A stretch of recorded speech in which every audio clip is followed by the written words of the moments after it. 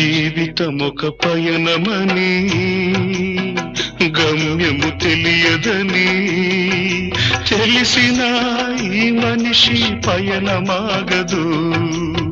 జననం ధర్మమని మరణం కర్మమని తెలిసిన జనన మరణ చక్రమాగదు.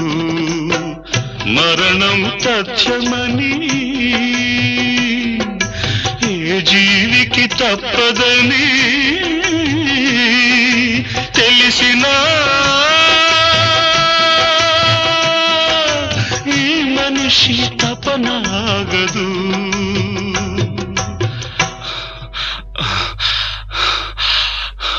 ఈ బ్రతుకు తపనాగదు.